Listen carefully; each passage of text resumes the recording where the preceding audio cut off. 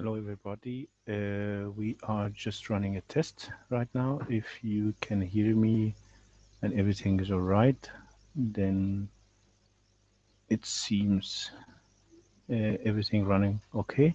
Otherwise, you can just put comment and then we'll try to fix it.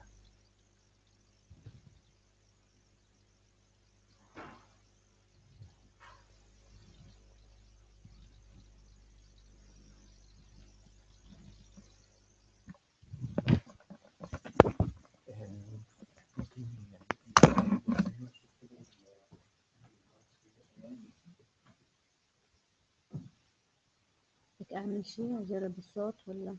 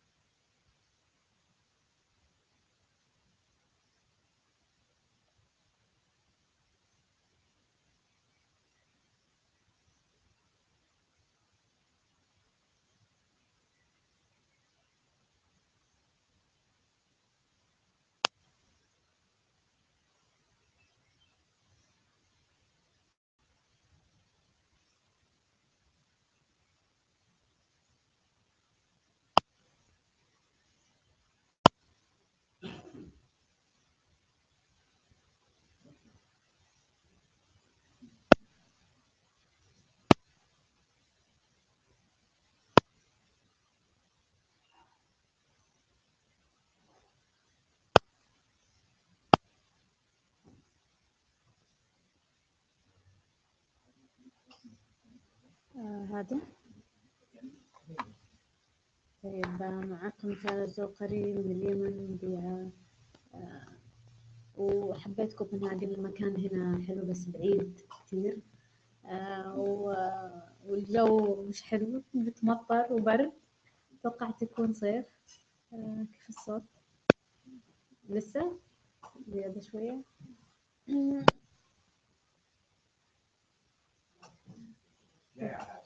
طب خلينا نعمل شي للسناب شات.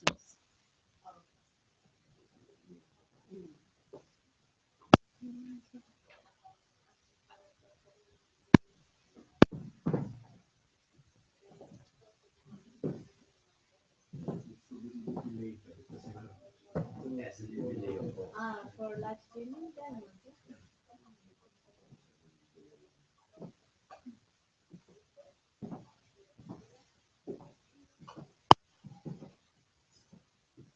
So it's okay? جانا فيه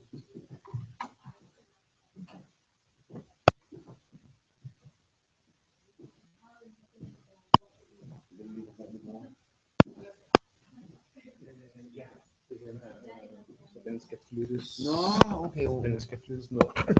Okay. Yeah. Okay. Du sender over til den der, ja. Ja. På den måde, ja.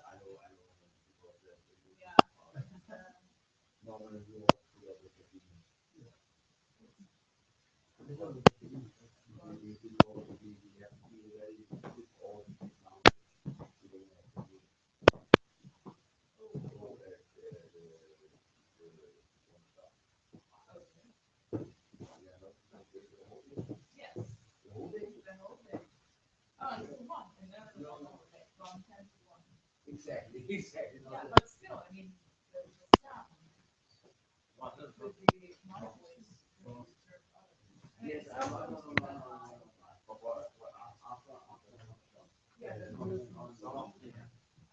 Okay, so he's not that time to this. no, exactly.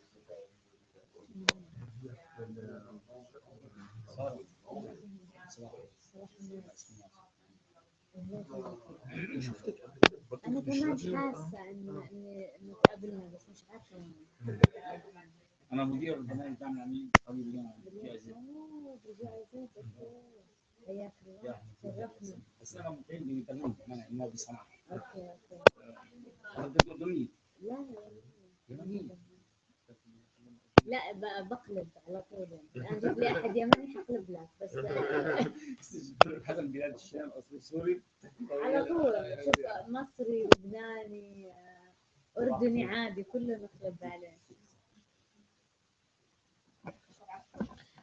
We still have 20 minutes to start the seminar. Unfortunately, the seminar will be both in Arabic and English. We will not manage to put the translations into the live stream. So I hope you can survive with this. Yeah.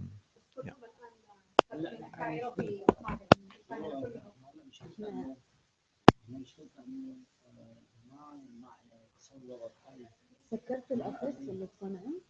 لا ما سكرنا. أوكي. إحنا عملنا برنامج بالراديو معاكم. ايوه بالضبط البرنامج كان معكم. هذا البرنامج قبل معنا يصير رئيس برنامج بس تعرف مع ايمان عملتوه مع ايمان. It was a success يعني كان ردة الفعل كانت قوية جدا. ممتاز. لا هذا عملتوه على المادة 19. في مفسوتش أكثر من كذا. شفت البروتوكولات تبع كثير هيك. بس هذا انا اشوف على المرحلة القادمة بدءا من 2016 بيتحول برنامجنا من عملية انتقالية تعمل عملية السنين نحوله قناة مثل بلاتفورم لحوارات ديبيت وهيلثي ديبيت. هاي المسألة. للأسف ما عندي بزنس كارد. بعتي لي ايميل بوصل كل عناوين. بعقب اللي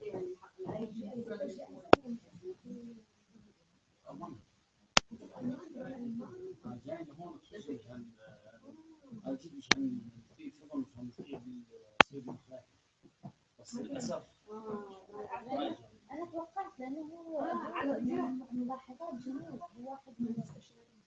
طبعا مش من الوقت مع كده مستشار. هو كوزير الشؤون القانونية المفروض يكون كان كمان في أحد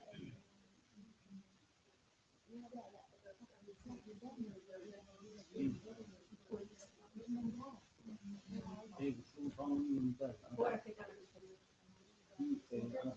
في علاقة مع حد في دائرة عندي احنا بنحضر لا في وزارة هذا شريك لأنه كان دائما موجود على الوزارة على كل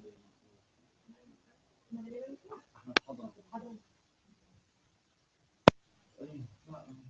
انا ما انا اللي جابوني على البرنامج في نوفمبر عندهم بحثوا بالقانون جاي على فترة في ألمانيا جابوني خصوصي كان عاملين تسويق عاملين السيارات تسويق طريقة جابوني خصوصي في نوفمبر 2013 صار الانفجار تبع المشهد 5/12 وماتوا 3 سحبوا الانترناشونال انا صحيح وخالص وحتى من اللي كان معاهم لا نبنوا ولا كاي كلهم يتكلموا عنهم. We love Yemen, we love the people, and يعني سبحان الله قدر إنه ليش يصرفون الأرض. المدير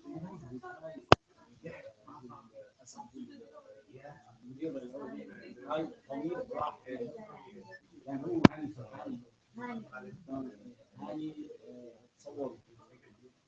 تصور رجع لألمانيا تعال 6 شهور ألمانيا. انت كانت معك اسمها ياسمين ياسمين كانت معك القاهرة الآن هي قاعدة في ألمانيا.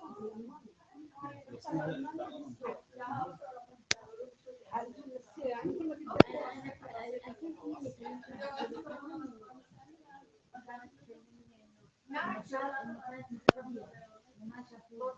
سمعت بالصباح حاجة أكيد.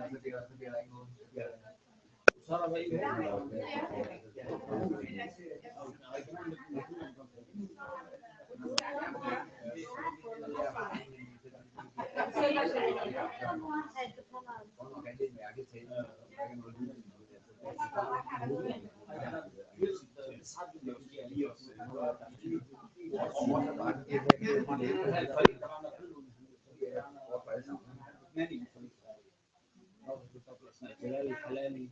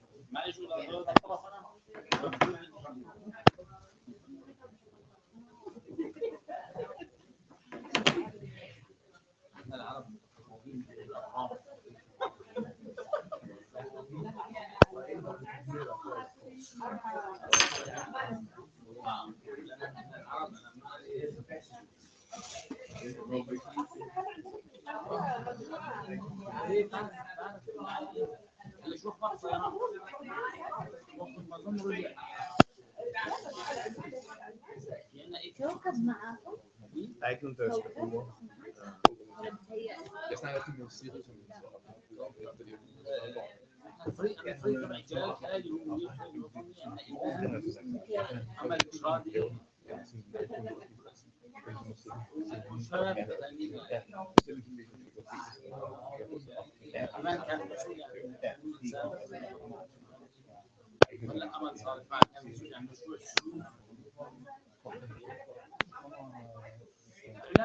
هاي مادة 19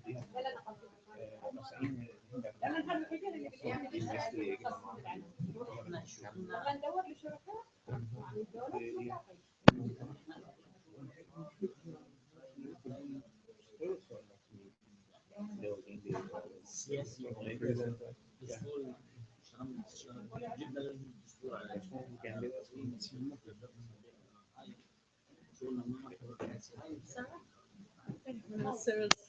I live in Yemen and I have a small company and all my employees are fans of your programs. Yeah. That's amazing. They all like believe in it. What company is it? It's in Yemen. It's like a think tank on I security. read about it. Yeah, we work with IMF and I'm based in Yemen, but I'm temporarily here. We have a little reporter, so we just have to check it out. Were you there during the recent and I was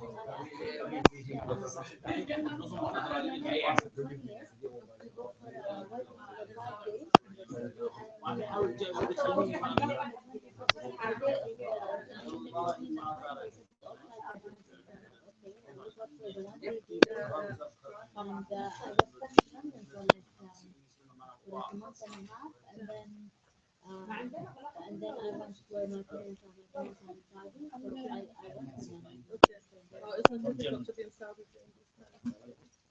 It's fine. It's not really that difficult, but it was good actually because we had some of our families who left through the river. Yeah. So we were able. Where in Saudi?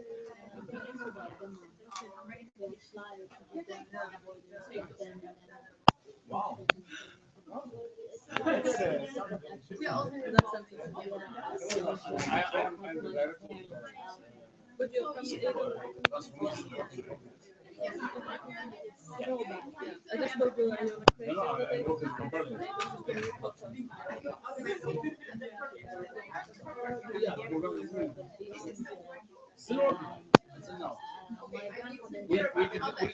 we didn't close because we have a big national team there. And our national team, they are working. But the problem now under this war circumstances, the implementation of anything is none. We have a big portfolio, many projects, big up project. Also, water.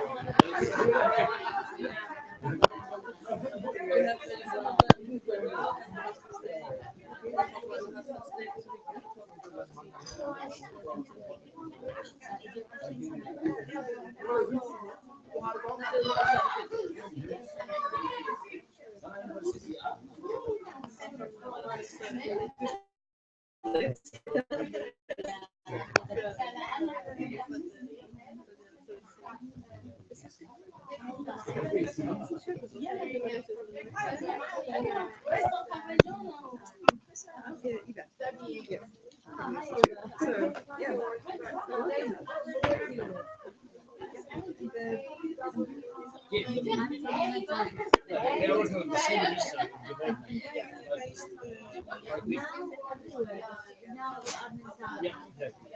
But they need money. Yeah, we are the implementation organization for the ministry. For the ministry of development. Yeah, I could see you maybe too. We did last year. Last year we did constitutional advising. This is what security wasn't going to extend. So now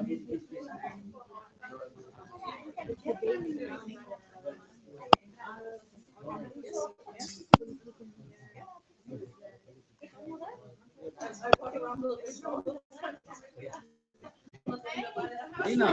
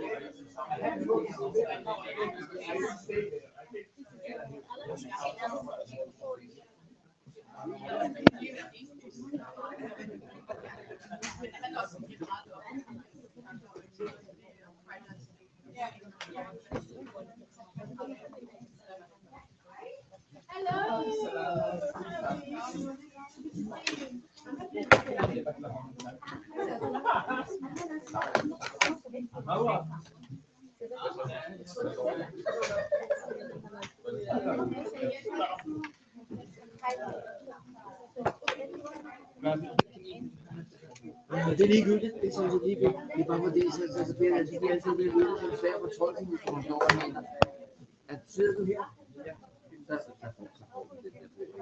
Så det er okay. Det er noget, det hele, fordi det er lidt for svært fortolkning. Det er ikke det, og så må du altså selv vælge, om nu man kommer på engelsk eller der kommer alt til en ny år, så det er noget, du selv afgør sig.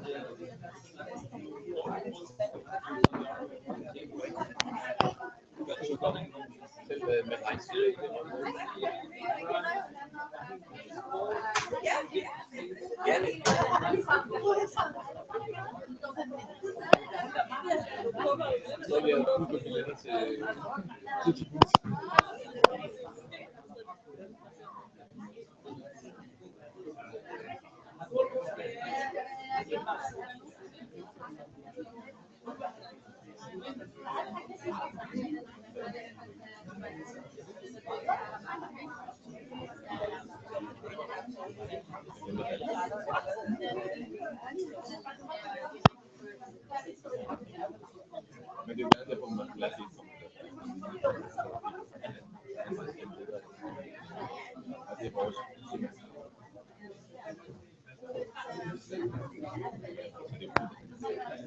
det er meget god kvalitet.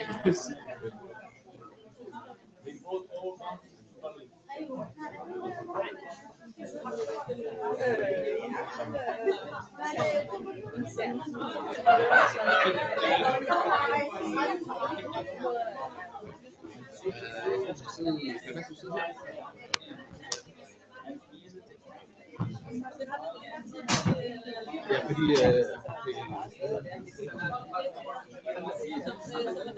signalerer du ligesom altså, det er ikke sådan, at vi er fuldstændig afbrudt.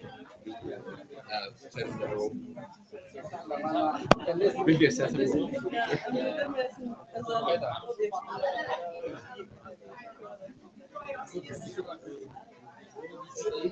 Jeg tror, det bliver sådan mange, der sidder med det. Hvor mange er det, så Ja, men det er ikke kulturelt det som ikke så det sidste sted forsvinder, og så kan det godt være. Det er noget, vi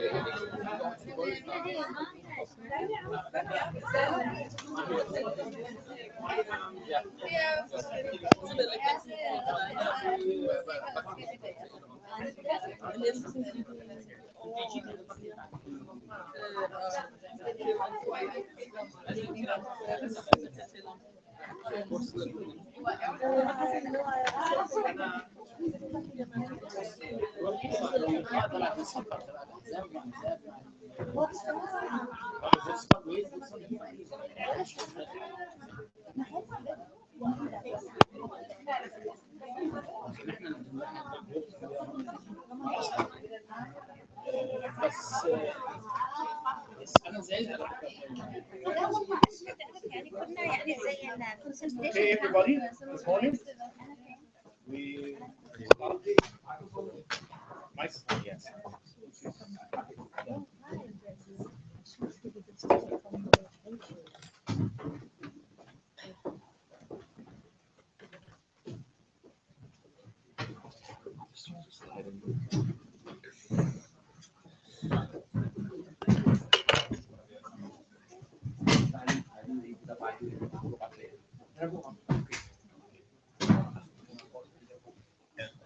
Okay. Some practical issues before we start, and I give the floor to our moderator, Nicholas Campbell, our program manager at the Danish Institute for Human Rights. It's not on. Yeah, it's actually the only reason that they speak here, because everybody have to have a headphone, because there is a simultaneous interpretation, and will disturb you if you hear both sounds. We will be here until 1 o'clock, and we'll have a coffee break at some point, depends on discussions, and we will move ahead to our canteen for a networking lunch session, so we get to know each other in this environment. And some people who are involved directly in Yemen will have a close meetings afterwards after the launch.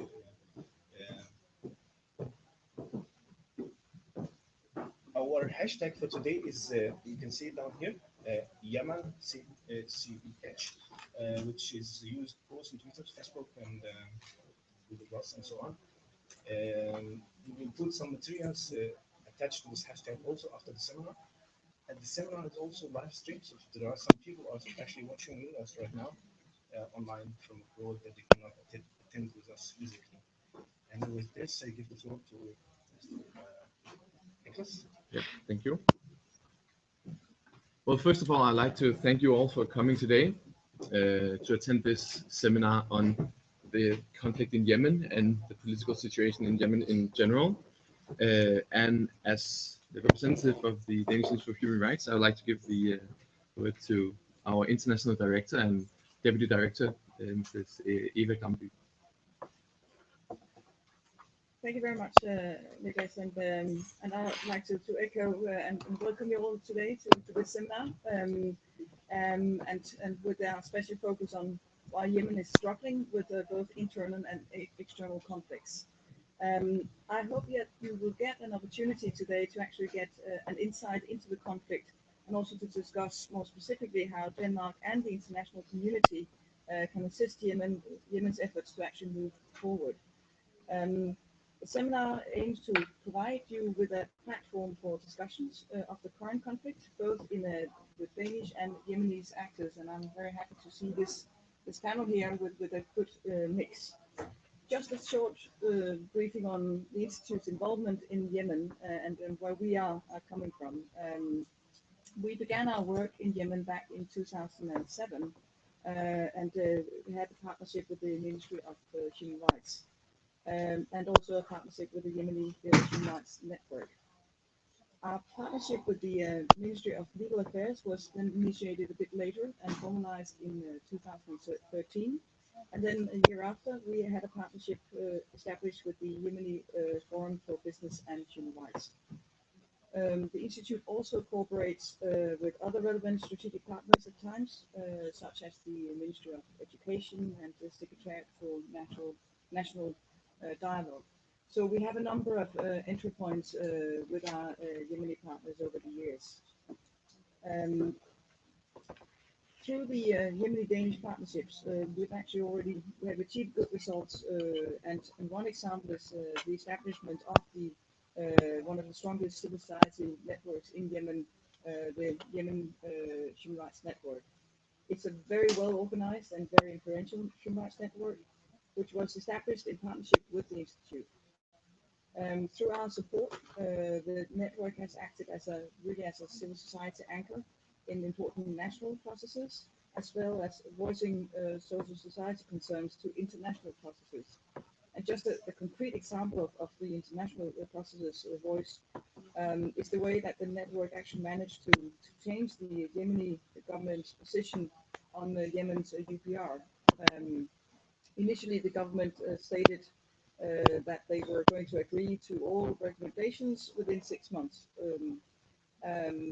But then, after pressure from the Yemeni Human Rights Network, the government actually changed a little bit position and accepted 106 recommendations out of 192 recommendations immediately. So this is an example of how the network has been able to really push the agenda. One of the individuals whose efforts were key in this achievement was the current Minister for Human Rights, Mr. Al-Abashi. And he is currently attending with the government delegation the UN peace negotiations in Geneva.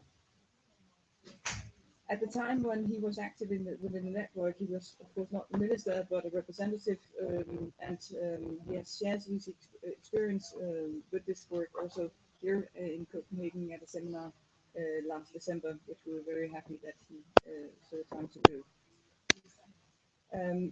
The Yemeni Human Rights Network, with the Institute support, has also succeeded in having most of their draft recommendations into the recent UN resolution on technical assistance and capacity building for Yemen. An important figure in this process was the chairman of the Women Human Rights Network, Dr. Albana, who we also have honored here in hosting here in Copenhagen. Another key partner in our partnership is Dr. Mukalla, the Minister for Legal Affairs. He was supposed to be with us here today, but could not attend because he was urgently asked to attend the peace talks in Geneva, which of course is sad for us, but very good for the process. So that is what happened.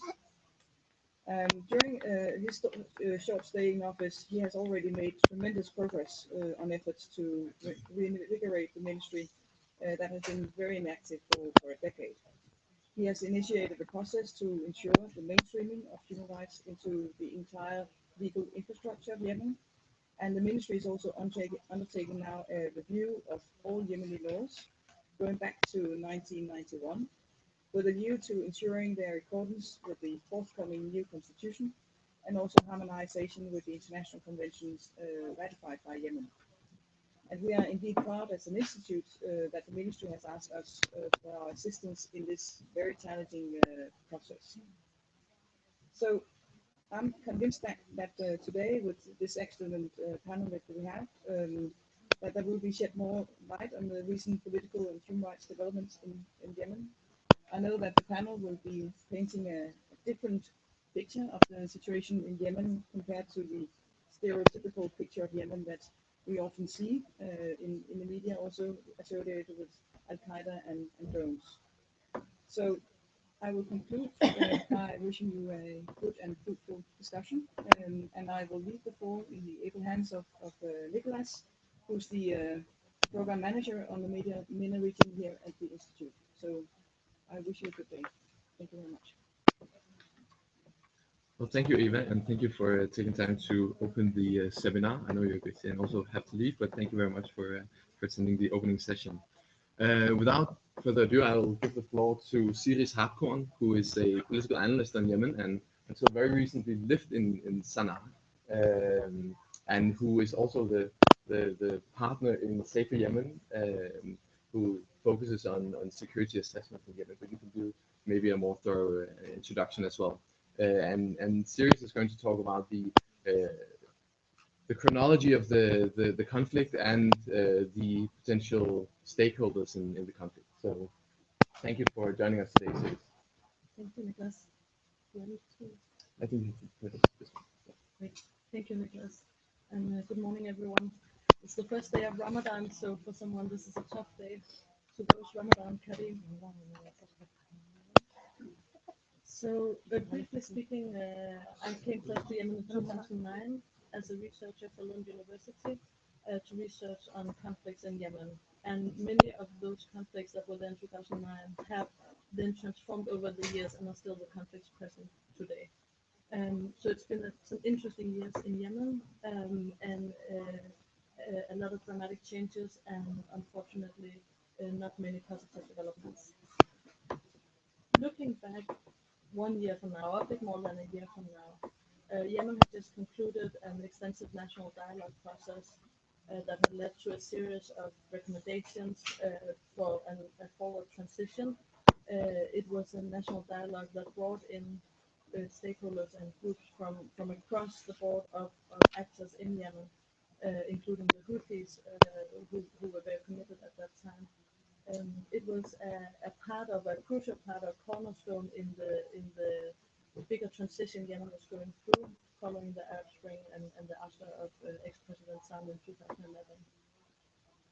At that time, a bit more than a year ago, the UN and others in the international community who were a big part of designing this process were talking about Yemen as a model of inspiration for the rest of the region, as a success of peaceful, inclusive political transition. And yet today, a bit more than a year later, we stand with a devastating civil war and a country that is falling apart into pieces that it will be very hard to get back together. So the key question is, how did we get to this point? How did Yemen, over the course of 1 year, move to where we stand today? And the answer to that is complex. There's a lot of overlapping factors contributing to the conflict that we see today. And I'm not going to go into all of them because that will take the rest of the day. But I will go into the transition and what was wrong in the transition, which mistakes were made when the transitional plan was designed primarily by the international community. And in that, there were four key structural mistakes that some of them from the beginning and some of them emerged. First of all, and probably the biggest challenge or difficulty the transition had was that the power sharing agreement in the transitional government was a 50-50 power sharing between, on one hand, the former ruling party, the General People Congress, PPC, Saleh's former party, and on the other hand, JMP, which is a gathering of different opposition parties, including the biggest party, Islam, the Yemeni equivalent of the Muslim Brotherhood. First of all, both these blocs were a part of the former power elites. Even the opposition in Yemen had been a part of the ruling and the corruption and the patronage and the regime for many, many years. So it was the old power elites that were represented. And second of all, these two parties were in deep conflict with each other. And having a 50-50 power sharing agreement meant that the new cabinet and the transitional government couldn't really implement anything. They couldn't get anywhere because every time a step was made, it would be overruled or taken back by the other side. So there was a constant infighting, a constant competition and ineffectiveness within the transitional government that led to a constant stalling of the reforms needed during the transition. The second biggest mistake was allowing or granting Saleh, the ex-president, immunity. That allowed him to continue to play a role and remain in the country. One thing is the immunity, but also that he was left in the country and allowed him to continue to play a role as a spoiler, continue to uphold his presence, build his networks, and plot behind the scenes. And that was something that very significantly backlashed 1 year ago when he aligned himself with the Houthis, which I will get back to. During the transition, not in the beginning, but during the transition, and especially a year ago, Hadi, the transitional president, a former PPC vice president, started centering power on his own inner circle. So he started doing actually what former elites had done as well, and that is actually one of the crucial things that led to the Houthi dissatisfaction with the process. And then finally, and overshadowing almost everything was the economy, which was already from the onset of the transition in a very poor state, and there was significant reform needed in order to save the Yemeni economy, and that was not done. The economy was left to sail on its own, and led to a worsening, a continuous economic crisis. All of these things were among the things the Houthis capitalized on when they went into Sana'a in September last year. After first moving south, they managed to regain or to turn tribes in Amran on the way to Sana'a, tribes that had traditionally been in the Islam highland. They turned around and joined the Houthis, and a lot of people were dissatisfied with the way things were heading, and that's why the Houthis were able to get as far as they did, mainly because they partnered up with former President Saleh and his allies in the armed forces. In September, this was still quite peaceful. The Houthis went in and they militarily challenged the primarily enemies in the Islamic Party, but other than that, it was peaceful. It led to a signing of a PNPA, Peace and National Partnership Agreement, with Hadi's government. And so the situation remained relatively calm during the fall until in January, where things escalated. And there were several reasons for this, but the trigger was the constitution, the drafting of the constitution, and the discussion over how many regions should be in the federal system. The laid out plan was 6 regions. The Houthis opposed that. The Houthis, prior to the war, had an agenda which was not to rule. A lot of media around the world portrayed this as a coup. They went in and couped the power. Actually, that was not the original intention. The original intention was to broker the power and to influence and to put pressure on Hadi. At this point, the Houthis did not want to resume the responsibility of governing because that came with a lot of challenges, especially related to the economy. And so they would rather stand on the outside, influencing things than actually take responsibility. Saleh himself was at this point positioning to to let the Houthis run their thing, do their mistakes, and then step in as the savior of the country. And this actually brings me to where we stand now. Who are the actors in the conflict right now? Because looking at Geneva, most people know there's currently negotiations going on in Geneva, and so-called peace talks or consultations. And there you have broadly two sides represented. On one side, Hadi and his exile government, influenced also partly by exile figures from the Islamic Party. And on the other side, you have the Houthis and also bringing in Saleh and parts of TPC, but TPC as a party is split. That's what it looks like in Geneva. But the reality on the ground in Yemen is a bit more complex than that. And in order to really establish an understanding of the conflict and where the conflict might be heading, we need to look at the conflicting line and the various actors that are involved. First of all, there's Hadi and the exile government. They are based primarily in Riyadh and have been since the beginning of this conflict. And for them, the main problem where it stands right now is that internationally they're still the recognized government. From international community side, this is still the government that is being backed. But internally in Yemen, it's not a government that holds much legitimacy, and especially Hadi as a president has close to no support. Already before the conflict escalated, Hadi was getting his support from the international community, primarily the US and the Gulf states, and that has been exacerbated further during this conflict because a president who flees his own country and goes to a neighboring country and asks them to come in with a military campaign, what has been witnessed, is not popular, even if he had been popular before, which he wasn't. So there's, I haven't met anyone in Yemen who wished to see Hadi back, let me put it that way. And that plays a challenge in solving this conflict, because how do you come up with a political solution when what is the legitimate government is basically unwanted? Most people who backed Hadi as a president and the transitional government did it because it was a symbol of a legitimate transition, and that symbol was lost months ago. So this is one of the key challenges. Needless to say, Hadi is widely influenced by Saudi Arabia now and their policies, because that's where he's based.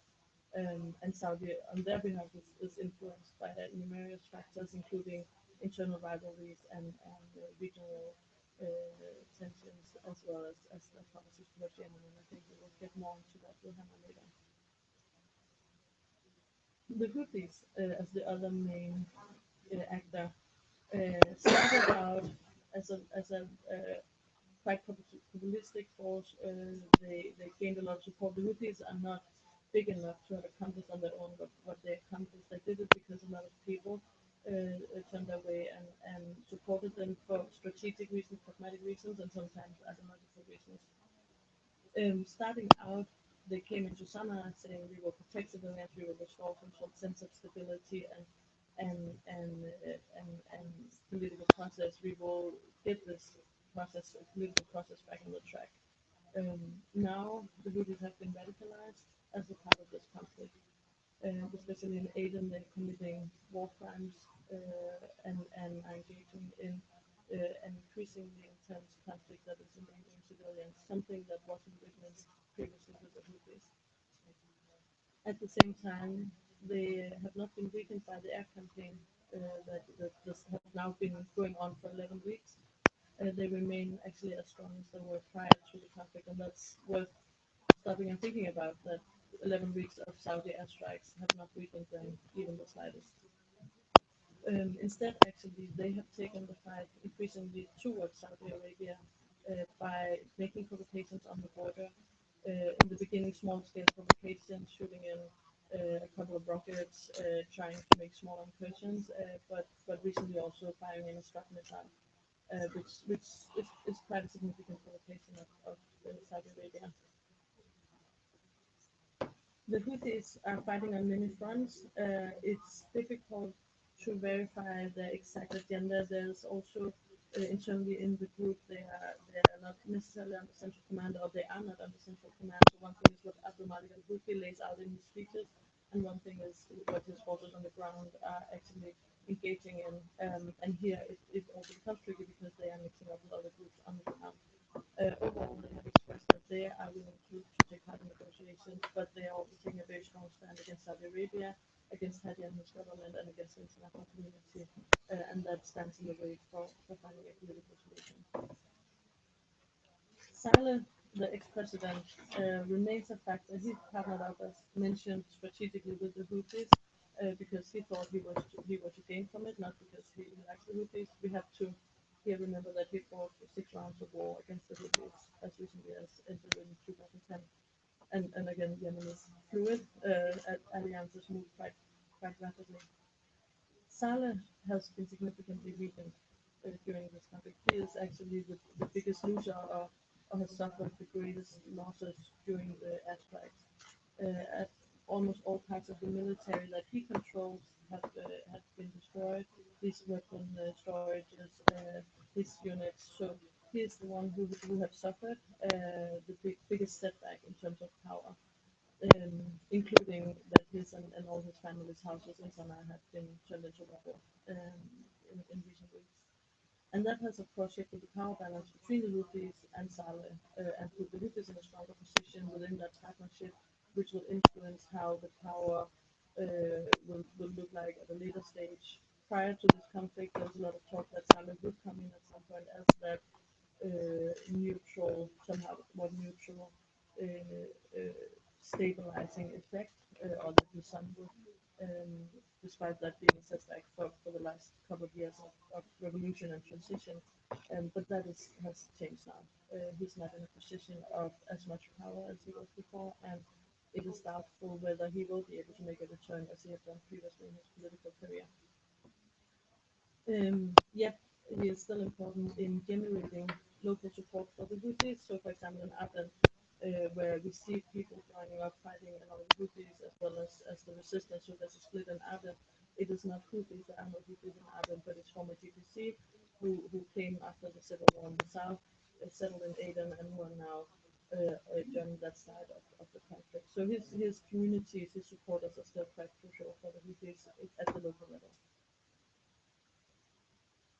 That leaves us to go a bit south to Aden and the south that has seen some of the worst of the conflict. Especially Aden has been very widely impacted. All like entire districts are almost burned down, and the civilian population are the ones who have suffered the most during this conflict. All of Yemen has suffered, but especially in Aden, where there has been street battles, on the contrary to what there has been in Sana'a. And other cities have been very intense. In Aden, we see the Southern resistance who have taken up arms against the Houthis, and here it's quite interesting to look at who are the Southern resistance, because in international media they are portrayed as pro-Hadi forces, which couldn't be any more wrong. They are nowhere close to being pro-Hadi.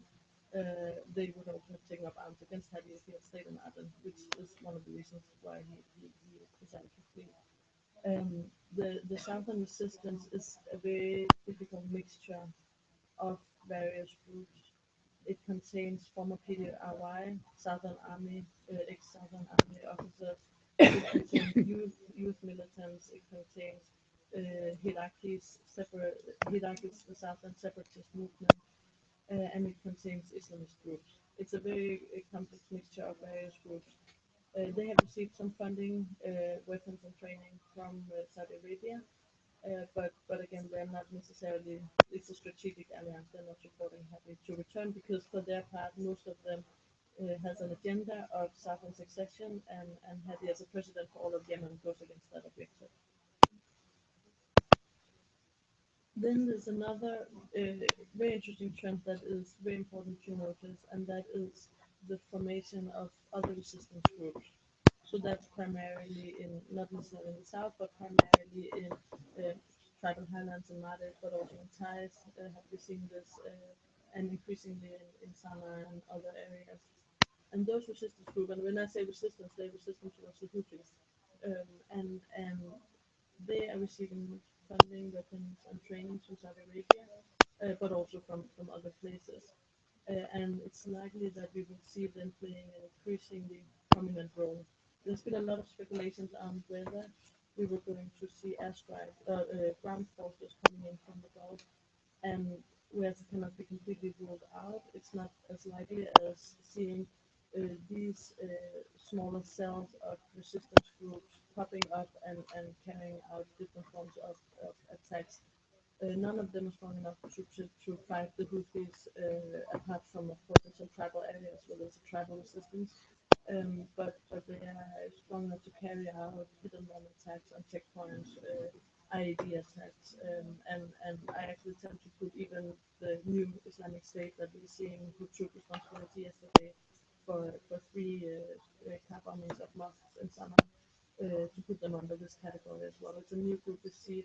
A lot of these groups are Sunni radicals of one type or another, but a lot of them are also tribal groups. But there is a mobilization along sectarian lines, which I will get back to later.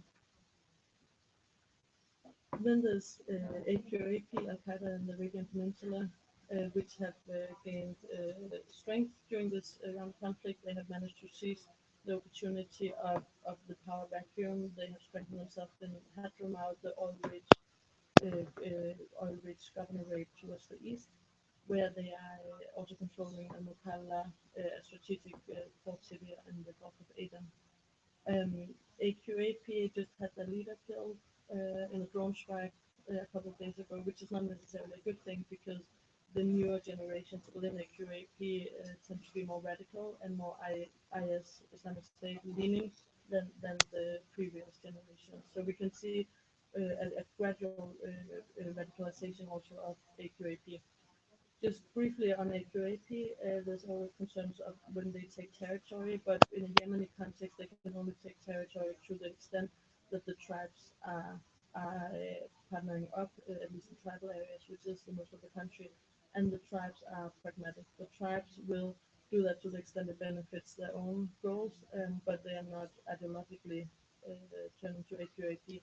And therefore, we always see that once AQAP challenge the tribes by assessing too much authority, or by seeking to in other ways play out the tribes turn and resist, like what happened in Aden, where popular committees formed and took up weapons and threw up Qaeda after they were there a couple of years ago. I will leave out Saudi Arabia because I think we will get into that a lot more later, and I'm running out of time. But I'm just at the end gonna touch very briefly on the long-term implications of this war because there are several long-term implications.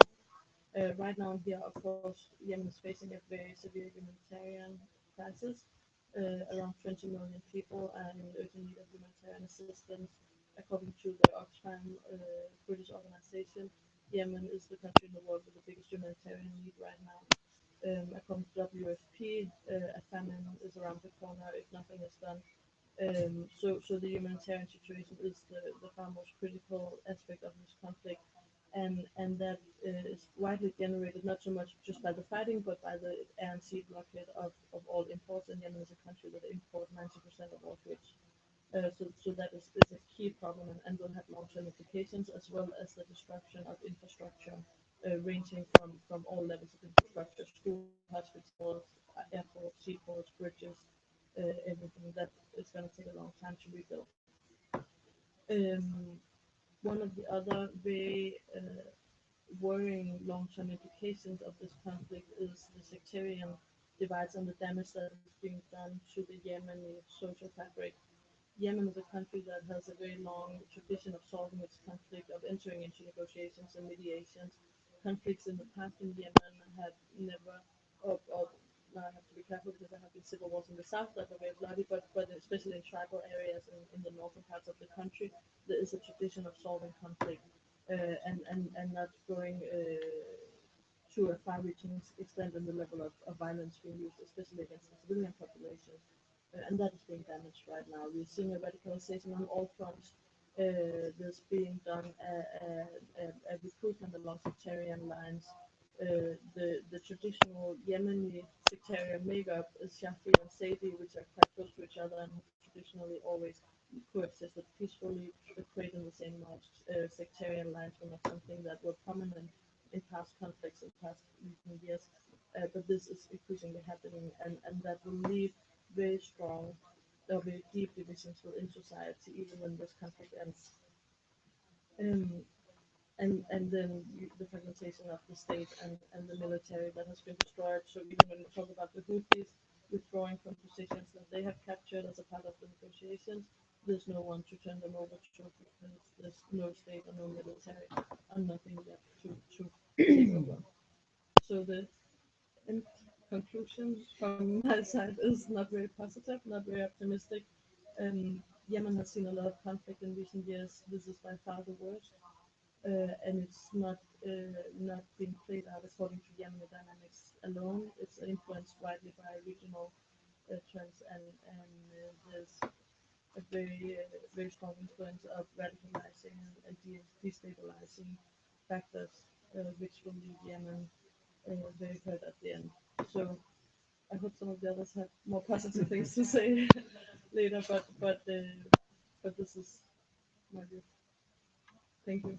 Well, thank you very much, Sis, for this extremely interesting and very thorough outline of the conflict, the situation, perspectives, and access. And I think what we'll do to accommodate the discussion later today, which is going to be a more general, broad discussion, we'll take 5 minutes now with any potential questions directly related to the presentation of Siris before we move on to our next presenter. So if there's any specific questions to the presentation of Siris, we can take them now. Otherwise, we will move to the next presenter and then have a more general discussion later in the day. So, anything? Yeah?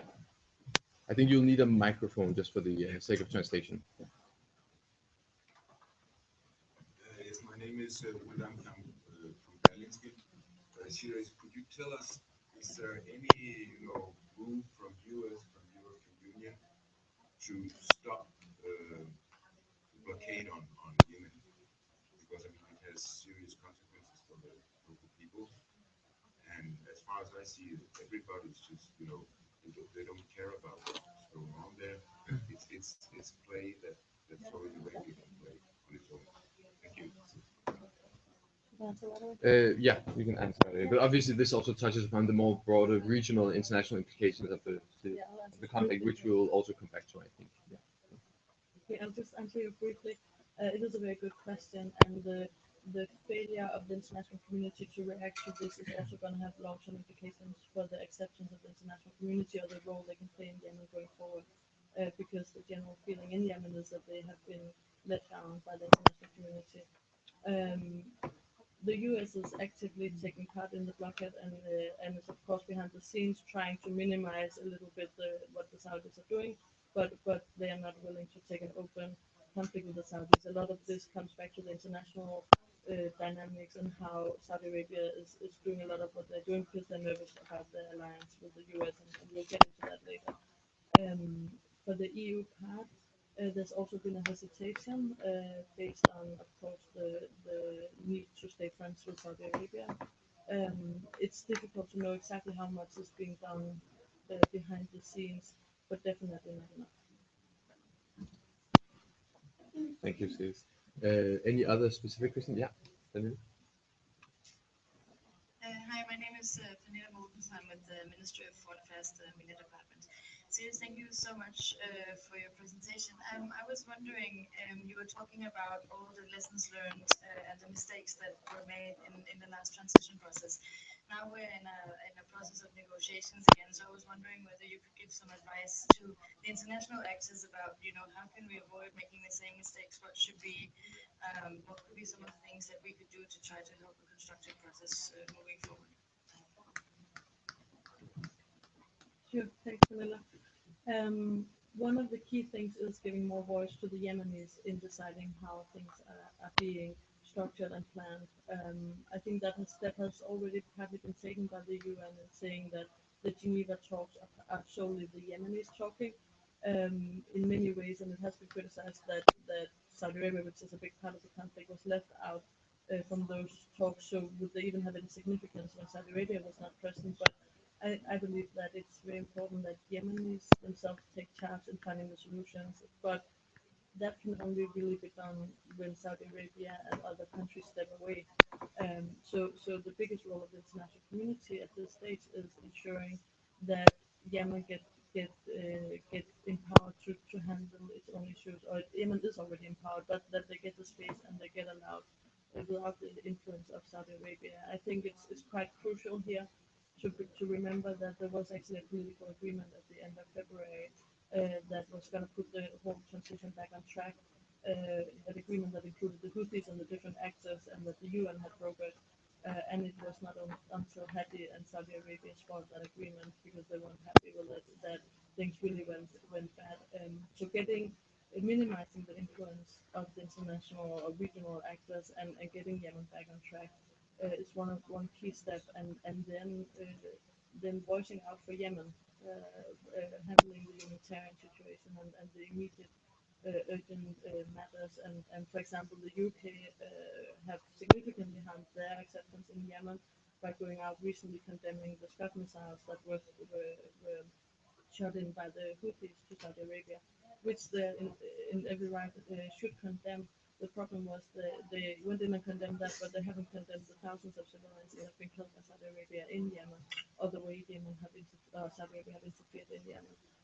So a more nuanced attitude that is also bringing in Yemeni views rather than the more regional views would definitely enhance acceptance and the opportunity to come in and support you. Thank you. I think we'll take one final question before moving on. So, Katarina, you had a question. Thank you. My name is Katarina Blomqvist. I work with Kvinfo. My question is that I read yesterday that President Obama decided to freeze all aid to Yemen for 1 year. And what do you think this decision, what will its impact be on the situation in Yemen, and also for the perspectives of the conflicts going on? Yeah, I'll answer you briefly. As I've understood it, they are freezing development aid, but not humanitarian aid, and a lot of other countries are in the process of considering that, simply because what can you develop when there's no state, when there's no infrastructure? The assistance is shifting from development to more urgent assistance, and of course that is having implications because there are civil society groups in Yemen who need support. There are a lot of forces in Yemen who are working towards peace and towards development goals, and they are being slightly let down now. But as I understand it, it's a shift to focus on the humanitarian situation, but of course it's also again harming acceptance, and it is a news that is reaching Yemen at a very crucial time and making a lot of people, of course, upset and disappointed with the international community. Okay, well, thank you, Sirius, for this for the answer to the questions as well.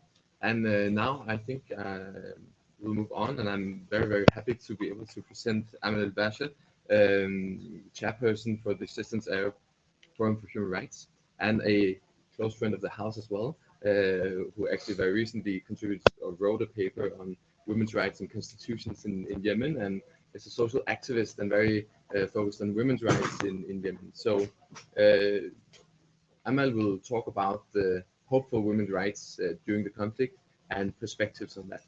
So thank you very much.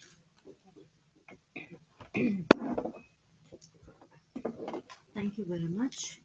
And I'm thankful for the Danish Institute to give me several opportunities to be here to talk about women's issues, as well as Kvinfo, yes, and a number of Danish friends here. You know, the title of my intervention is What Hopes, and my name is Hope. So my name is Aman and it means hope. So what hopes really that the Yemeni women have nowadays within this current situation? I think our hope is the hope of all the Yemeni society. The immediate hope to be realized is to stop the war, ceasefire, and to bring all of those who are in charge of the war into the negotiation table to talk again politics, not to use the arms, the one inside Yemen and the one from outside Yemen. I was really worried that to hear that or to read that the Saudi Arabia just withdraw around 36 billion US dollars to buy weapons from the states and from the Western countries. What is happening is that it is not just, internal conflicts. Different groups are fighting or having, each group wants to have more power. It is a regional conflict. It is Iran and Saudi Arabia that are fighting on our lands. Both wants to have more power and more existence in the Yemeni lands. But it is not only that, it's just, we don't have a problem actually to have more Iranian influence in Yemen because we have the Saudi influence for the last half of the century where it took us nowhere in terms of human rights, in terms of development, in terms of protection of the Yemeni people and the protection of their dignity. Yemen has been always the backyard of the Saudi Arabia. The interference of the Saudi in Yemen over the last 50 years is obvious. It has been helping the tribal sheikh, leaders, tribes, military leaders, the ex-president Ali Abdullah Saleh, and so many politicians. With political money, Saudi Arabia has been able to stop the development of Yemen and just to keep it like the backyard of its state. We have witnessed the growing of the terrorism in Yemen because of Saudi Arabia. Because Saudi Arabia, and this is what I really hate, that in the Western country and the hypocrisy in the Western country, they don't want to talk about it. They don't want to take that Saudi Arabia is the source of extremism in the world, not only in my country. They have been able to export terrorists, train them, and to provide them with weapons since Afghanistan until today. This is what has been happening worldwide, and because the Saudi Arabia is the big ally of the West, of the US, it is not one of the axis of evils. It's just Iran, Korea, and Cuba. And if we talk also about the human rights in the region, also the records of human rights in Saudi Arabia is awful.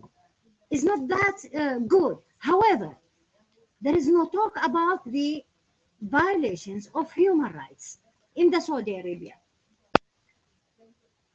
Why I'm talking about Saudi Arabia? Because Saudi Arabia intervened right from the beginning of our revolution in 2011. The youth took over the streets and they started to scream for a civil state, a modern state, the rule of law, equal citizenship. That was the dreams and the aspiration of all the people who went to the streets by millions and millions. Women, elderly people, youth, people from different parts of Yemen went to the streets dreaming and asking for change. So the Saudi and the GCC came with their, initiative to transfer power, and they start playing with this initiative. And we have the national dialogue. In the national dialogue, we were able to put our dreams into the paper, the outcomes. To some extent, they were great. I would say that 70% of the outcomes of the national dialogue were great. However, the coup d'etat actually started from the first day of the national dialogue when it was launched in 18th March 2013. The president, unfortunately, did not respect the regulations of the national dialogue and is starting to use his power as a legitimate president to play with the regulations and to impose what he wants, starting from the appointment of the presidency of the national dialogue, starting by the appointment of the the consent committee of the national dialogue, where he can play with the outcomes of the national dialogue, starting by also the establishment of the constitutional committee. So he was using his legitimate power not in line with the agreements of the national dialogue outcomes. That's why he gives the space and the justification for the Houthi to come with their arms to conquer the city and to say, hey, stop it, enough is enough. We have been advising, we have been writing peacefully, the same way when we went to the streets, peacefully demanding for change. But the power in Yemen, they don't listen to the peaceful voices. They just listen to the, weapons voices. And that has been, the catastrophe of the Yemeni society. We were alerting the political parties that what is happening now in terms of the implementation of the national dialogue is not exactly what it has been written. And all political parties, all components of the society, the women, the youth, the civil society, they've started to play with the implementation. And that's what led us to the current situation. We knew that the president, he was so weak to the extent that he really cannot implement the outcomes according to what have been agreed upon, because you have the Saudi Arabia, which does not want to see a strong and modern Yemen. How can the Saudi-led agreements would allow for the civil society to have so much impact on the Yemeni future making, while it doesn't have a civil society? They do not allow a single civil society to operate in a free environment. How can I understand that Saudi Arabia will allow women to be empowered, where until now they are not allowing women even to drive a car? How I can understand that the Saudi will allow Yemenis to have, the rule of the law, while the Raif Badawi, who is now facing 10 years in prison and 1,000 lashes because he just has written in his blog that they want a state with the rule of law. So how can I understand that the Gulf deal or agreements will allow Yemen to come up as a modern state, democratic state that really protects human rights, women's rights, minorities' rights, disabled rights, LGBT rights, whatever you can name it? I mean, that was the setback from the beginning when the UN and came with this GCC deal to ensure peaceful transfer of power in Yemen. So since then, the political parties took over our revolution, they hijacked our revolution, and they started to play politics. They started to play game, and they are the parties who give the immunity to Ali Abdullah Saleh. They were the people who were against us in the national dialogue, where we were asking for the transitional justice, because there are so many crimes happened in the past, and we don't want it to go unpunished or unquestioned. In the national dialogue, we agreed that women should be represented by not less than 30% in all powers, executive, legislative, and judicial. Later, they did not even respect that agreement. Why? Because we are peaceful movement. We don't have guns, we don't have weapons, we don't have power, except our voices. And now look what is happening in Geneva. they are negotiating only with political parties. And the other components of the national dialogue, that was also part of the draft constitution, where it says women, youth, and civil society should be part of any negotiation process. Now women are excluded, the youth are excluded, the civil society are excluded. What we want actually, and what our hopes is that, first of all, we need the silence of the international community, and we really, I'm appealing to our friends in the Denmark. Please make your voice very strong and loud to stop the war, to stop this conspiracy of silence. No matter how the Saudi Arabia are your friends, or there are economic interests or whatever, but there are war crimes now are taking place in Yemen by the coalition, what they call it, the decisive storm. That now it is almost the 90 days where on a daily basis there are missiles. They have been destroying the mosques, the ancient castles. There are more than 4,000 people, civilian people, children and women. They died because of their houses destroyed while they were in their houses by these missiles. We want to hold those responsible for the war crimes. We want them accountable for the war crimes. We want in the Human Rights Council to hear that the member of the Danish Danish government speaking about the war crimes, whether it committed by the coalition or by the Houthi or the forces that are pro Ali Abdullah Saleh, because now we have so many war crimes by the coalitions where they are destroying schools, hospitals, killing civilians, children, women, elderly, whatever. And we have also these fighting groups, the Houthi and the militia of the Muslim Brothers. Actually, have you ever heard in the newspaper that the fighting is between the Houthi and the militia of the Muslim Brothers? No. They keep saying it's the fighting between the Houthi and the Sunni tribes. We don't have these terms even in Yemen, Sunni tribes. Since we have adopted the political party system, the fighting only between political parties. It is not between Sunni and Shi'i, Zaydi or Shafi'i.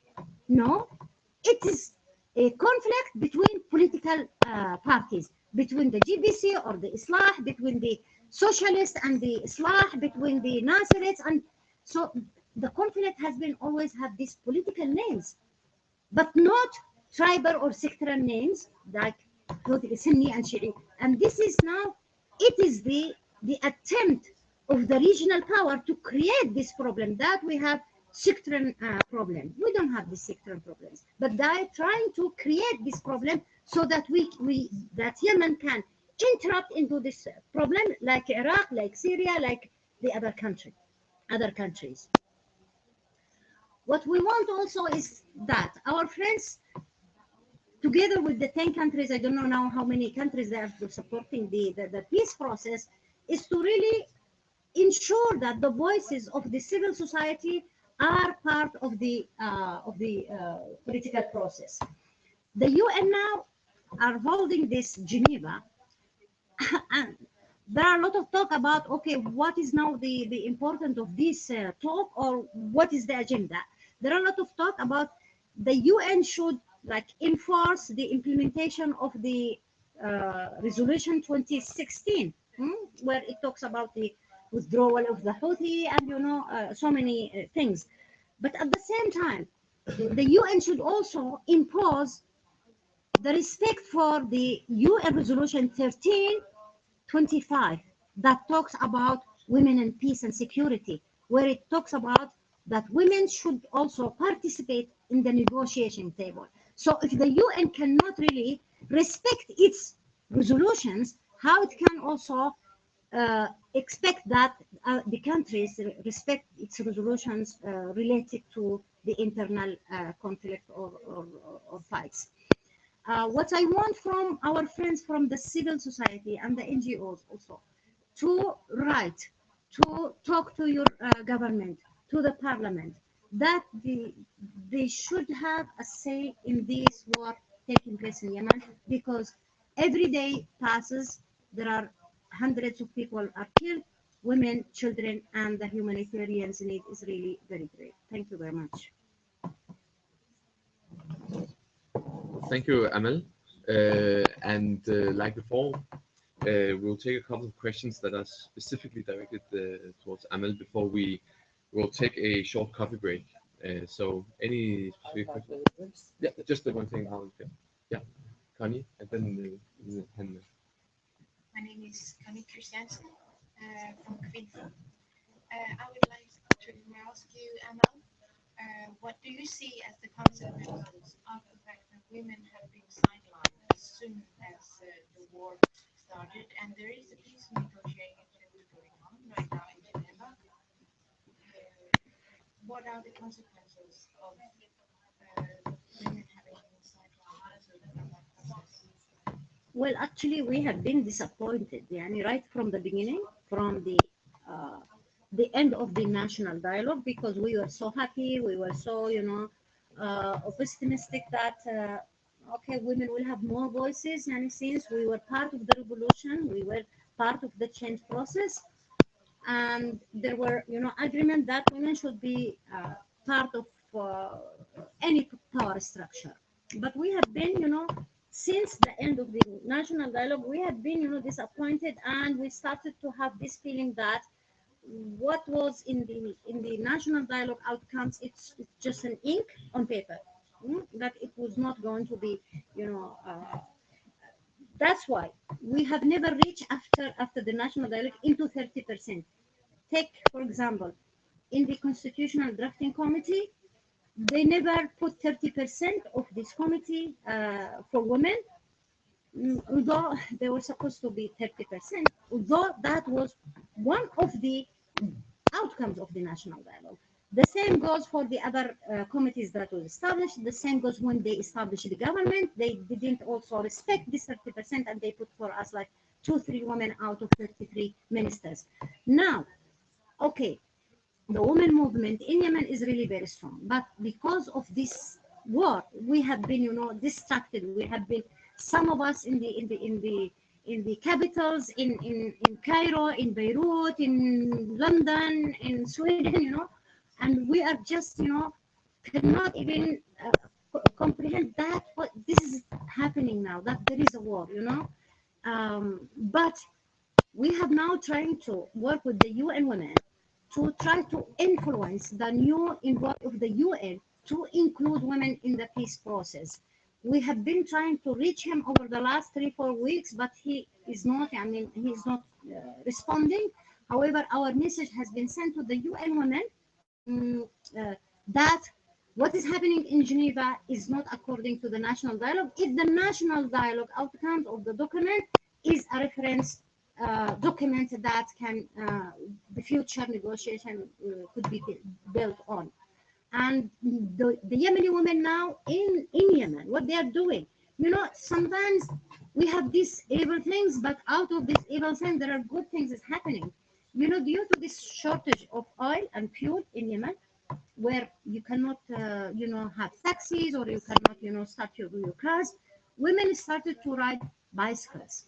And it was like a big victory that women started to ride bicycles, because it was a shame. Even women are not supposed to ride bicycles, also, although they ride the camels and and donkeys, but the bikes, no, that was not allowed. But now women started to ride this. There are also a lot of group discussions in the WhatsApp, in the Facebook. We call Kifaya War, Kifaya Harb. This is a group now calling for peace in Yemen. And I saw we have been negotiating that, okay, we are going to have a Yemeni women peace platform. The women in the diaspora, we are going to have a meeting very soon, or cluster meetings, one in Beirut, one in Amman, and one in Riyadh, and one in, I don't know where. Okay, like 4 with the UN, because we have so many women activists stranded in the diaspora since the war, because they cannot go back to Yemen, or those cannot get out of Yemen. So we'll have like clusters meetings, so we can come out of these clusters meetings with a document that this is what we want from the negotiating people in Geneva, because Yemen is not their country alone. It's our country as well. So we cannot just wait for them to negotiate or to make a decision, okay, we will go to war or we will go to peace. They have to consider that it is the country of the Yemeni women who compose like 50% of these 25 million people. So it is not their country, it is not their future, it is our future and our children's futures. And those people who have led the country into the war, they should be, they should be accountable for the crimes that they are that is happening to my country nowadays, because they were fighting for power. They excluded the Houthi at the beginning because the Muslim brothers who took over the country over the 3 years after the revolution, they thought that they are going to be the heir of Ali Abdullah Saleh regime. So that was the turning point where our revolution will really, killed in its heart, because that was not the aim of our revolution. Our revolution is to have a country where it has a space for all social and political powers. So the Houthis, they felt that they are going to face the same problem like before during Ali Abdullah Saleh regime, while they are part of the revolution. So the Muslim brothers took over the same like what happened in Egypt. They took over and then the military came, Sisi and his group. In Yemen, we don't have a military because the military is divided between Ali Saleh and we have Al-Qaeda. And Al-Qaeda is also Yemeni-made brand. We have so many Al-Qaeda. Now, just think what is happening. They are attacking the Houthi forces, what they call it, Houthi forces and pro-Ali Abdullah Saleh forces. But actually, these are the Yemeni army. It means that this army is ex-Ali Abdullah Saleh, but does not support the legitimate president. And the legitimate president, he has lost his legitimacy last year when his term finished. And he was supposed to come into a new form of way to rule the country, a presidential council, whatever. But he was insisting that he wants to be the president of the republic. He does not want a council. And he lost legitimacy. That's why the problem gets complicated more and more, because he wants to be in power alone. He wants to make the decisions. He made so many mistakes. I'm not saying that the Houthi are our good alternative, but what I'm saying that his mistakes and his coup d'etat, all the outcomes, he led to the current situation. That led to the current blood. And I don't know whether this blood is going to stop in the very near future, because look what happened in Syria and Iraq. Up till now, they are bleeding. And we are counting now on our friends in the Western Hemisphere that, okay, they to talk to their friends, the Saudi friends, to talk to the UN, that they should make these people accountable. They should not fight on our lands. Saudi Arabia and Iran, they have very big lands. They can go and fight. Why they are choosing, those countries to fight in there and for the people to die? They have the money, they have the weapons, they have the oil, they have everything, but they are not willing to their people to die. So the Yemenis are dying instead, the Syrians are dying instead, the Iraqi are dying instead, and we have to say enough is enough to all of this power who have been using the other countries as battlefields so that they can gain more power and regional power in that part of the world. Well, thank you, Amal. I think we'll take just one more question from Hannah before then we'll take a short coffee break. Catholics believe in sins of commission, sins that you commit, but also sins of omission. And many people in Yemen, also leading intellectuals like you, are also falling into the trap of focusing on one part of the conflict. I know that you are not so much into that, when we hear you, we listen about how bad Saudi Arabia, its policy is, etc., etc. But I know also that you can make the same account on what Iran is doing, and you mentioned maybe Iran once or twice. Yeah. But don't you think it's one of the most dangerous side effects of this war is that increasingly the people who are supposed to become, you know, our guides into the conflict are falling into the trap of sectarian and regional polarization and trying and feeling forced to choose one of the two evils, you know, either to back Iran or to back Saudi Arabia. So I would like also to have your take on Iran. Yeah. Has Iran been a positive? I know all the evils of Saudi Arabia, but how about Iran? Well, as a Yemeni, I'm talking now about my country. Over the last 50 years, and I have made it clear that over the 50 or half a century, Yemen has been under the Saudi influence, under the Saudi, patronage. For the Iranian, I don't have the experience to tell you whether they are bad or good, but the Yemeni has been influenced by the Saudi, where we have this political money. They have put millions and millions to the hands of the politicians, the military people. While if they really support the development of Yemen, if they put more money into development, schools, hospitals, infrastructure, the whole Yemeni will be with Saudi Arabia. We don't have a problem to be with our neighbor and the big sister as it, but we are against its policies that really stop the development of Yemen. I know that, and we have discussed this before, that what is our problem with the Iran and Saudi Arabia? I don't have a problem if you choose to have this mullah, or you have to choose to have the king, or to have, that's if the people of that countries, they want that. My problem with that is that they are not respecting human rights. They are not democratic countries. They are not really into the rule of the law. This is my problems.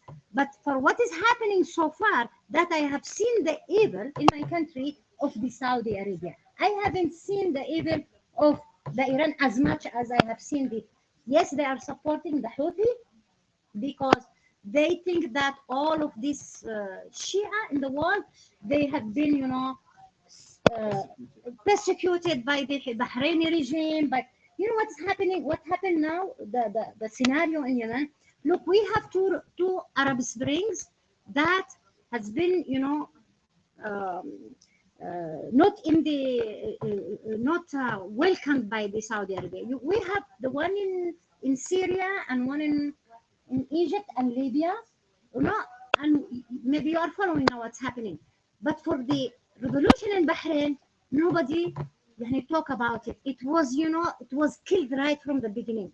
They sent the Dar Al Jazeera, what do you call it? The shield of the Arabian themselves. They sent the army into Bahrain to really get rid of the revolution there, because they said, this is supported by Iran and blah blah.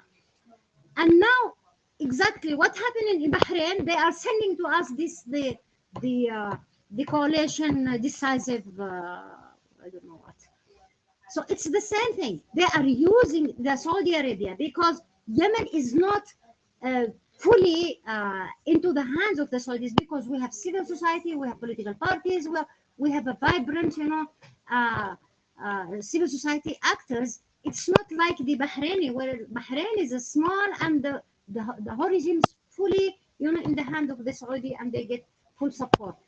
So now what is happening now is that they could not really control or influence the Yemeni revolutions, because most of the Yemeni people, we don't like to be part of the Saudi influence. That's why we have this revolution. We want to be free. We want to have autonomous states. We have to have relations with Iran or whatever countries, but that should be the decision of the Yemenis, not because Saudi does not want the Iranians to be there. I'll give you an example. 2 months ago, we heard that, okay, the Iranian Airways started to come to Yemen during the Houthi when they took over. And it was like a huge cry. Why the Iranian came to Yemen? Why the Iran? It was just an airway. So I wrote once, I said, okay, now we have the Turkish air, we have the Saudi air, we have the, all of these airways that have been operating in my country for decades. Nobody said why the Iranian did not have any kind of contact with the Yemenis. Why we don't have, right from the first place, we don't have Iranians airways to operate like it operates also in Saudi Arabia. It operates in Emirates, although they have this problem of the lands, the islands that is, occupied by the Iranian. Why, when it comes to Yemen, we have just an airways operating in Yemen? It has become like a big issue, a fuzzy issue. I understand that because the timing was not really suitable, but this question should be, we as a country, a sovereign country, we should not just, boycott whatever coming from Iran because Saudi Arabia has a problem with Iran. No, we should have a mutual economic relationships like Iran has the same thing with Saudi Arabia, with the Emirates. We have these minorities, or not minorities actually, this Zaidi. They should have the right to worship whatever they want. As a human rights activist, I don't care if you worship Muhammad or Ali or a cow or whatever you want, because that is your belief and I have to respect that belief. But when it comes to using force or violence, that I should worship what you believe in, here is my problem. But we believe in diversity. Okay, let the people believe in what they believe. Let them, practice their rituals in a diverse society. This should be the norm. I've been in so many Western countries where I see the synagogue, the mosque, and the church, all together. Why, if we have like a mosque Shi'i or a mosque Sunni, then it is a problem? Why I should have either or? No, I don't have a problem with any of these. They should be coexist in my country with full respect. But we should have, and this is my belief, that we should have a secular state where it can guarantee the right of every individual to worship or to have the faith, or to choose the faith that they are really comfortable with. We should not impose on the people that, like now what is happening. We heard that the Houthi said in this Ramadan, there are no this kind of salah after they break the Tarawih. Yeah, this is a Sunni practice. Now the Houthi said no salah after you break your fasting. So why is that? Let the people either to pray until the dawn or to go to sleep. What is the problem with that? So the whole issue then, since the beginning of the war of Sa'da in 2004, it's a matter of freedom of expression and practice. If we don't like this group, no, we are demonize them. They are evil.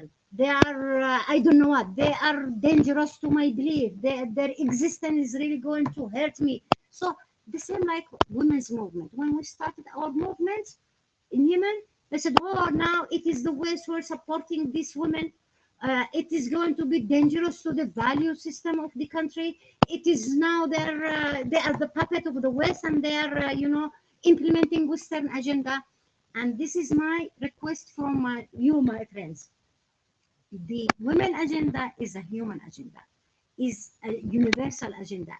Don't bow by those discourses saying, okay, you are interfering in our cultural, setup. I don't care about the cultural values of any country if it's going to violate the rights of the people to live in dignity. So I don't accept that a 10 years old girl is married,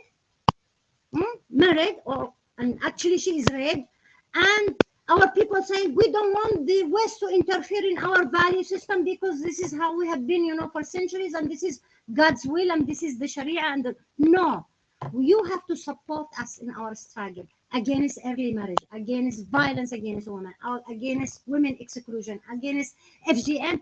Because if we are sharing these human values and these universal values, you should support and stand loud and say, and you say it black and white. What is crime is crime. You know what happened in this Swedish minister, which I really admire, when she stands with the against the Saudi with regard to Raif Badawi. Unfortunately, not a single minister of foreign affairs stood in supporting her position. How? What is this hypocrisy? While the GCC, 7 countries or 6 countries, they came together and they asked for this foreign ministers to apologize for the interference in the Saudi affairs. I mean, why we are not seeing this solidarity? Or, I mean, the European Union, for example, they should have, a strong stance against Saudi Arabia, because they really humiliated the foreign minister of Sweden by not allowing her, to deliver a statement in the, I don't know where she was supposed to do that in the Arab League summit. So why you are not having this solidarity when it comes to the human rights? Why you are so soft? I mean, we don't want you to be soft when it comes to the violation of human rights, when it comes to the women's rights. I have been empowered, and this is what I'm saying, by my sisters in the Western countries, where we met first time in Beijing. That was 25 years. We saw how powerful those women's movement. We saw their agenda was very tiny. They were looking for, some issues related to whatever political powers. While we came from the third world, and our agenda is full of issues. Violence against women and political empowerment, economic, water, and blah, blah, blah things. So we have been empowered by our partnership, by networking, by exposing to what is happening, and we have been able to achieve to a certain extent some developments. Don't let us down. Stay strong in your support, and what we want is political and moral support. Don't buy by those who are saying, okay, the West is trying to, يخربوا بناتنا. Huh? Corrupt our girls. Yeah, they want to corrupt our girls. Yeah, if we are corrupt from our countries. It's not you who is going to corrupt us. And I have come to know that the corrupt girls in the Arab countries or in my country is more than the other countries, except that we don't expose our ills. We don't tell our problems. We always hide and pretend to say that, okay, everything is fine, everything is fine. One final word. I hear this all the time. I'm not representing the Yemeni woman, and maybe she'll say, okay, what I'm going to talk is representing me, not represent the Yemeni. This is what I really hate. Yes, maybe there are so many women who are unveiled like me in Yemen, but I'm speaking the voice of a big majority of the Yemenis who wants to be free, who wants to be empowered, who wants to be unveiled, who wants to speak, without fear of being, accused of being westernized or, modernized or whatever. So I'm speaking on behalf of a large group of the Yemeni women, where I know that they want to be empowered and they want to participate in the country's politics and development, and who wants to live in dignity. Well, thank you very much for this vivid input to the presentation. I think it's very useful to have a perspective to the conflict as well. Now we'll take 10-15 minutes for a coffee break before we'll get back to the discussion from Sarah. So thank you. Let's say 20 to 12 we'll start again.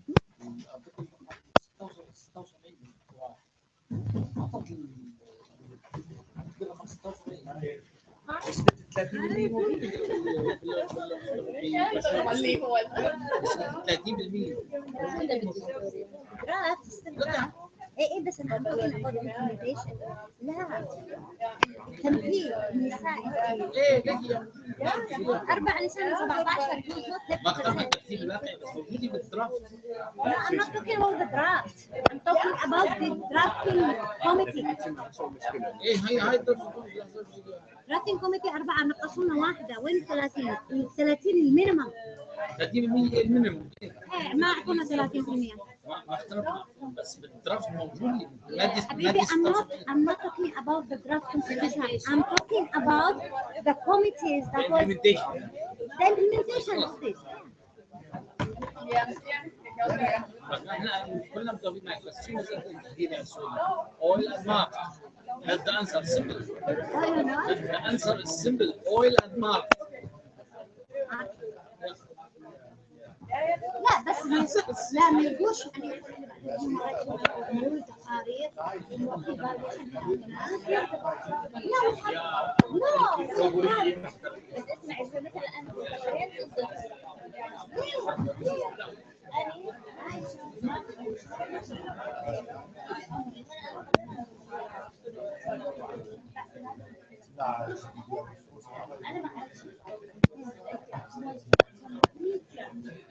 insane how